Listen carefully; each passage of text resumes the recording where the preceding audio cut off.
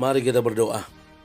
Bapa Surgawi, Bapa yang kami sembah dalam nama anak-Mu Tuhan Yesus, sungguh kami sangat bersyukur berterima kasih kepadamu Bapa untuk segala kasih, kebaikan, kemurahan Tuhan yang masih Tuhan berikan kepada kami sampai dengan pagi hari ini, di mana kami boleh tidur dengan tenang, bangun dengan selamat, tanpa kekurangan sesuatu apapun.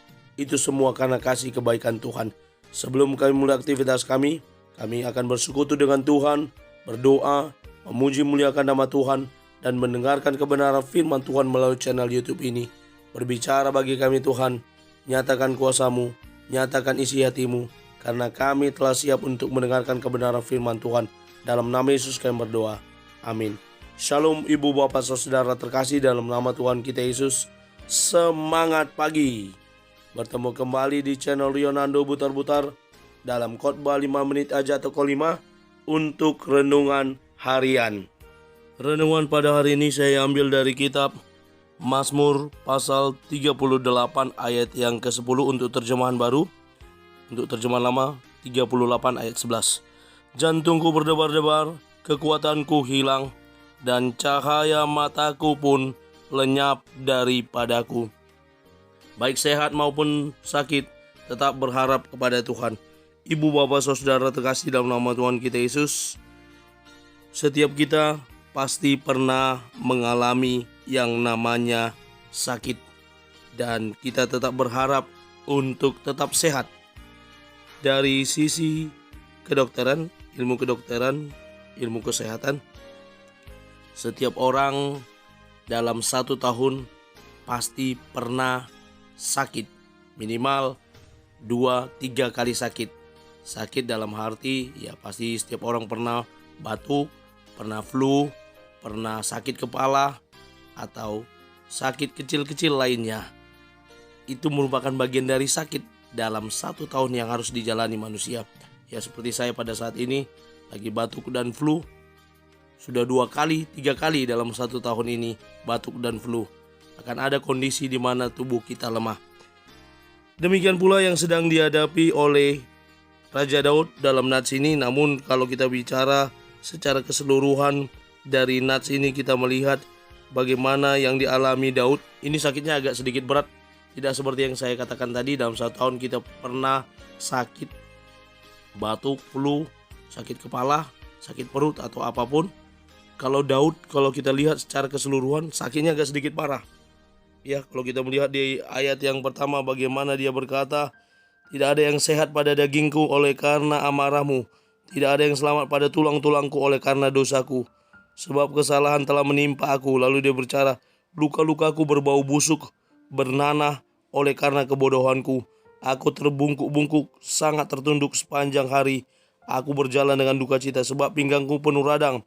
Aku kehabisan tenaga dan remuk.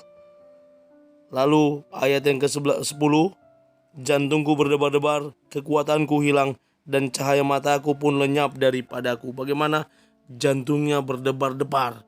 Berdebar-debar menunjukkan bahwa ada sakit yang dia rasakan dari bagian dalam organ tubuhnya, di mana hal tersebut membuat dia merasa sangat tidak nyaman, merasa sakit. Ya, saya juga pernah berada dalam kondisi seperti ini. Ketika drop, maka sering sekali jantung berdebar-debar dan tenaga pun tidak ada dari dalam tubuh, kekuatan hilang.